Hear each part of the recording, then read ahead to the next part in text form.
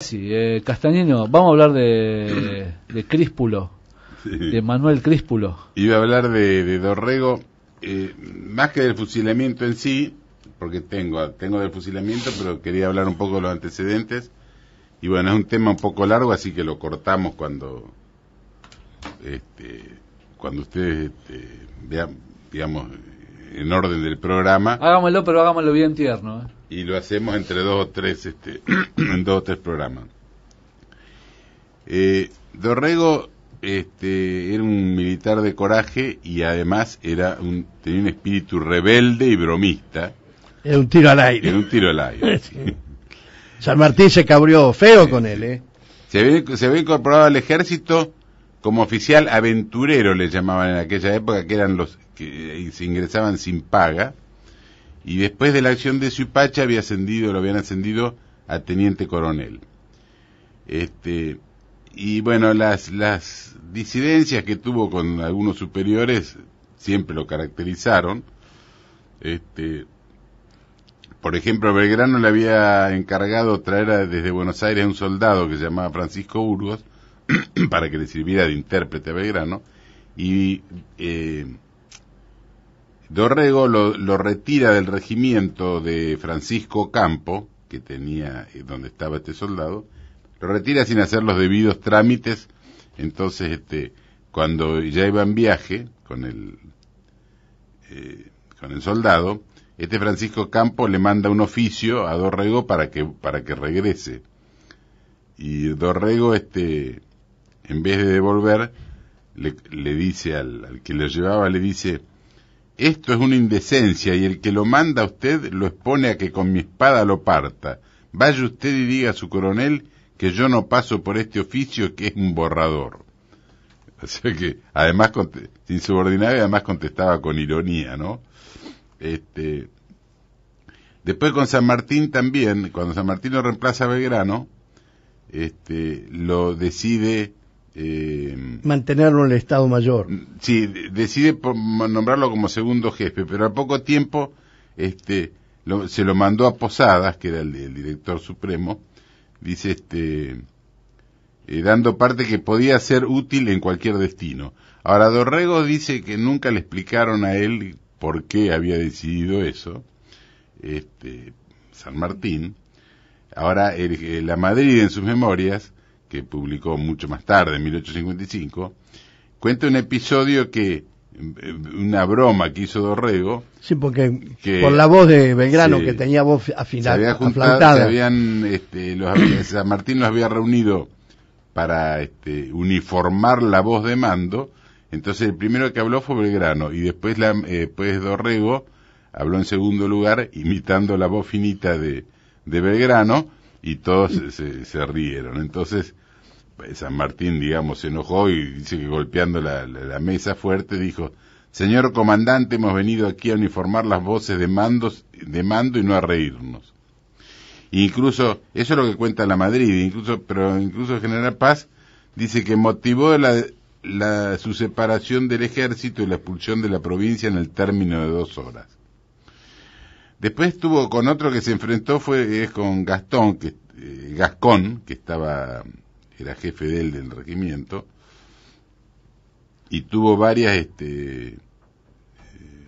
problemas. Incluso Gascón se quejaba a Pueyrredón, le decía que Manuel Dorrego, tan conocido por su altanería e insubordinación. Y en una oportunidad, Gascón le había pedido a Dorrego que le dé un informe del estado de las tropas, el estado del arma, la rendición de cuentas de los fondos que había recibido, etcétera. Entonces Dorrego no solo no le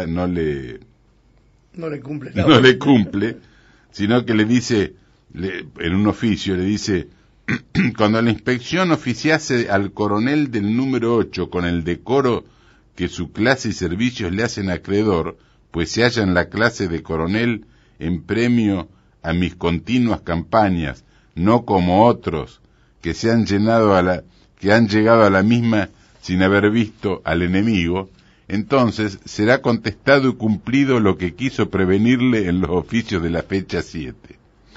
O sea que Sí, le estaba diciendo, a vos te regalaron A vos te regalaron. y me venía a echar la pelota a mí. Entonces, a raíz de esto, todas estas trifulcas que había entre estos enfrentamientos, lo cita Pueyrredón y trata de, que es el director supremo, y en una primera entrevista lo trata de convencer de que vaya al ejército de San Martín. Pero la decisión, la posición irreductible de Dorrego hace terminar la reunión. Y después tiene una segunda reunión, una segunda entrevista que lo cita Pueyrredón, y Pueyrredón dice, como era la costumbre de él, había puesto 2 personas atrás de unos cortinados que le darían de testigo. En esa época no había micrófonos ni cámaras ocultas. Entonces ahí Pueyrredón trata de convencerlo otra vez que se incorpore al ejército de San Martín, y Dorrego se niega terminantemente. Entonces, le dice, Dorrego le dice en esa entrevista, le dice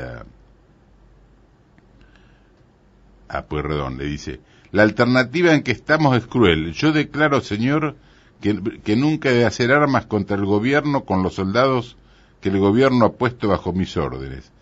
Pero declaro también que si usted insiste en que marche hacia Mendoza, puede nombrar otro, desde luego otro jefe en el batallón número 8, porque yo no iré con él. Entonces, Pueyrredón le contesta: lo he oído usted con suma atención, señor coronel, y lamento que un oficial tan importante esté sujeto a estos delirios. Le he llamado porque el gobierno y el general deseamos que usted coopere. Y entonces, irónicamente, Dorrego le contesta: gracias, dice, yo no aceptaré tanto favor. Dice: usted olvida, le dice Pueyrredón, dice, usted olvida, coronel, de que habla con el jefe del Estado, y que tiene también deber de recordar de que habla con un hombre que ha sido su jefe al frente de los enemigos. Entonces Dorrego parece que lo mira con cara de asombro y le dice: no recuerdo en cuál campo de batalla habrá sido eso, señor. Dice: mis charreteras no son sino las de coronel, pero no las he ganado convoyando cargas, sino grado a grado en acciones de guerra en las que no recuerdo haberlo tenido jamás el honor de verlo a usted.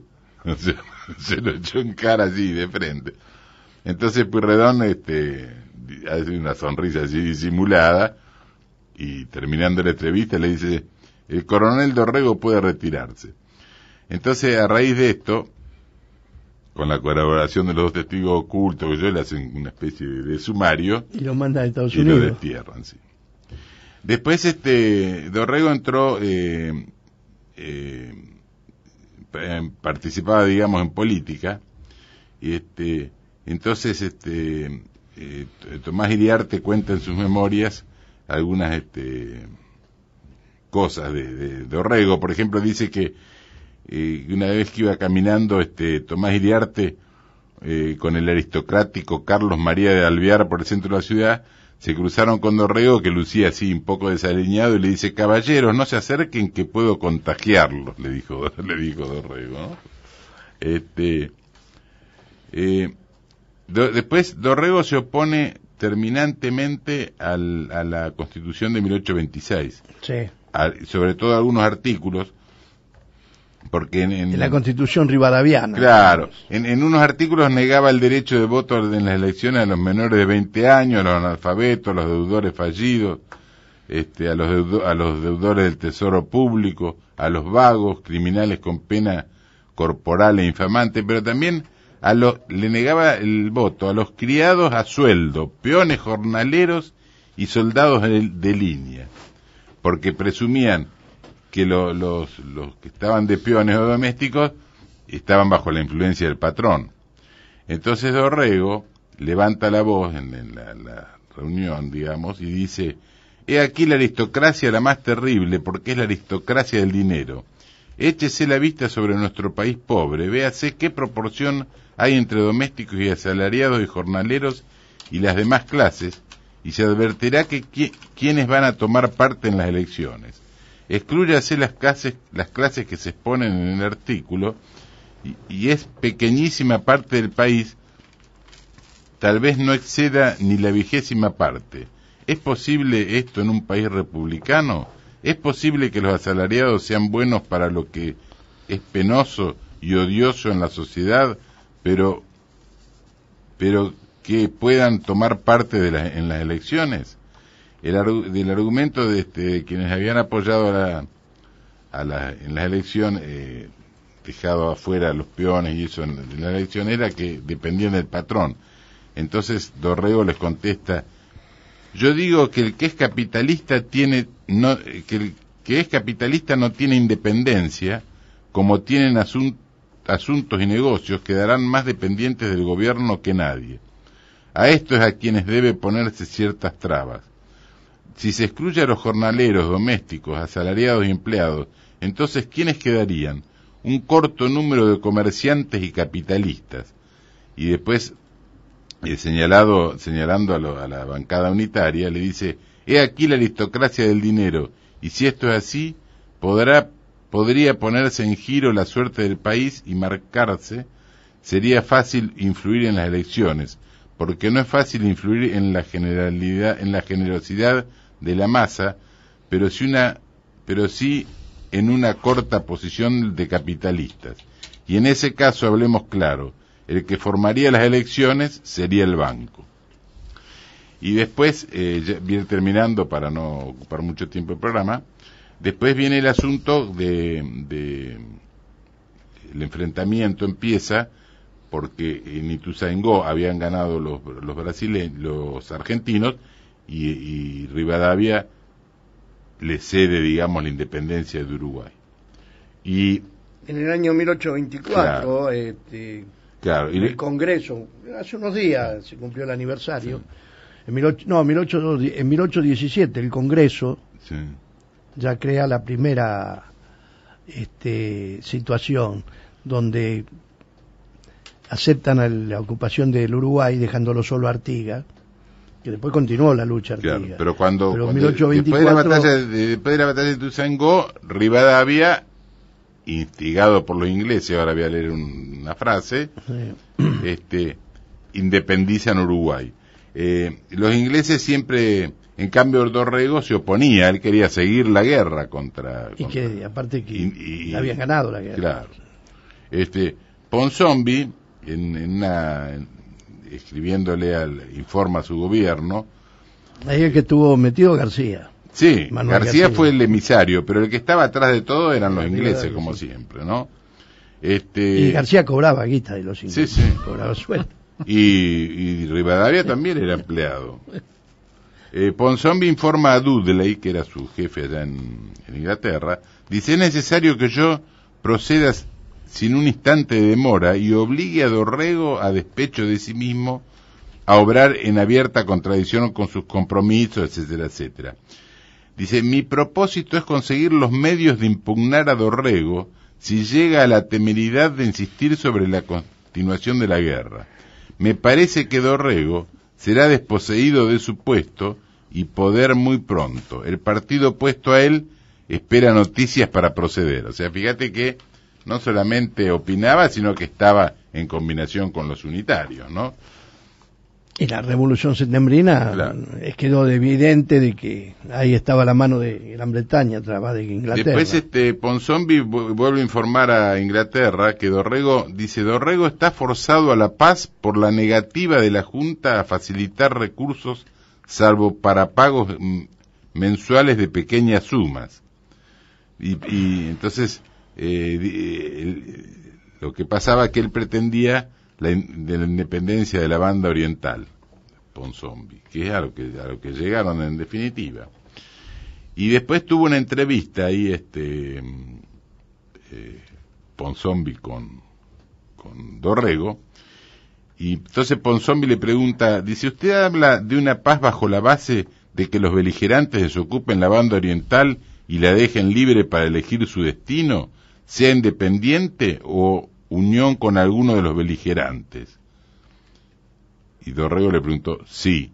Le contestó sí directamente, que estaba. Ahora, no sé si tengo tiempo, voy a leer una frase de Vicente Fidel López explicando estos episodios. Vicente Fidel López dice: el único que por su audacia y pericia militar podía ocasionar temores era Dorrego, señalado como el adversario más franco y descubierto del gobierno. La ardiente sinceridad de su republicanismo, el brillo de sus ideas y la elocuencia apasionada de sus críticas lo tenían de punta contra las veleidades monárquicas del Congreso, que con empeño raro insistía en que se recabase al rey apoyo del rey de Portugal para colocar uno de los príncipes o princesas de su real casa en el trono de Buenos Aires. En muchos, debiéramos decir en los más, estos trabajos producía una duda inquietante, pero Dorrego no dudaba. Creía sin vacilar que la invasión portuguesa venía mancomunada con el rey de España y entendía también con la tenebrosa logia que tenía en sus manos el gobierno secreto. Esto que dice Vicente Fidel López incluso se lo advierte Rosas a Dorrego. Le dice claramente, dice a Rosas a Dorrego: el Ejército Nacional llega desmoralizado por esa logia que desde mucho tiempo nos tiene vendidos, logia que en distintas épocas ha avasallado a Buenos Aires, que ha tratado de estancar en su pequeño círculo a las opiniones de los pueblos, logia omniosa y funesta contra la cual está alarmada la nación. Así que bueno, yo cortaría acá porque para no hacerlo tan largo. Listo. Y en el programa que viene, en todo caso, traigo algunas cartas y documentos que demuestran todo el complot, ¿no? Que hubo. Sí, el complot, porque concretamente a Dorrego había que sacarlo del medio y lo que lo querían sacar eran los británicos. Sí, y no solamente eso, sino está en combinación con los portugueses y los unitarios de acá, que hasta aconsejaban directamente fusilarlo, el crimen, ¿no? Sí, el crimen, porque no hubo juicio. El fusilamiento es sería la ejecución de una pena. Sí. Eso fue pasado por las armas, un crimen directamente porque no hubo juicio previo. Y no solamente eso, sino que después se hizo como un complot para ocultar o tergiversar los hechos. En el programa que viene voy a leer algunos. Sí, muy bien. Algunos ¿Va a hablar de la espada sin cabeza, de todas esas cosas? Sí, no, uno que dijo estos documentos, estas cartas sí, como estas se destruyen. Claro. En fin, en el programa que viene lo vemos. Muy bien, del licenciado ingeniero historiador Leonardo Castañeda, en Tiempo Nacional. Me van a usurpación de título. ¿Quiere que vayamos a los oyentes? Como usted quiera, sí. Vamos a los oyentes. Oyentes en Tiempo Nacional.